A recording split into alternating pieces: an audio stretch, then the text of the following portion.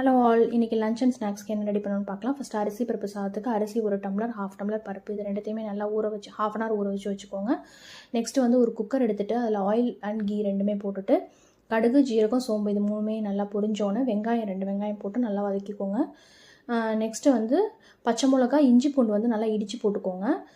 தக்காளி வந்து 2 தக்காளி போட்டு நல்லா வதக்கிக்கோங்க. அதுக்கப்புறம் மஞ்சத்தூள், மிளகாத்தூள் இதெல்லாமே போட்டு நல்லா மிக்ஸ் பண்ணிவிட்டு நம்ம ஊற வச்சு வச்சுருக்க அரிசி பருப்பு ரெண்டுத்தையுமே நல்லா மிக்ஸ் பண்ணிக்கோங்க. நெக்ஸ்ட்டு வாட்டர் வந்து 2.5 டம்ளர் தண்ணி ஊற்றி 4 விசில்ஸ் வச்சுருந்தா நம்மளோட அரிசி பருப்பு சாதம் ரெடி.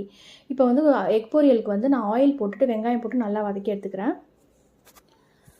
இதில் வந்து பெப்பர் அண்ட் சால்ட், மஞ்சத்தூள் இதெல்லாமே போட்டு நல்லா மிக்ஸ் பண்ணிவிட்டு எக் வந்து 8 எக்ஸ் போட்டு நல்லா நான் கிளறி எடுத்துகிட்டே இருந்தோம்னா நம்மளோட முட்டை பொரியல் ரெடி ஆகிடும். பாருங்கள், இப்போ ரெடி ஆகிடுச்சு. நெக்ஸ்ட்டு அரிசி பருப்பு சாதமும் ரெடி ஆகிடுச்சு. இப்போ நான் ஸ்நாக்ஸுக்கு வந்து ஆரஞ்சு அண்ட் ஆப்பிள் தான் கொடுத்துருக்கேன். Thank you all.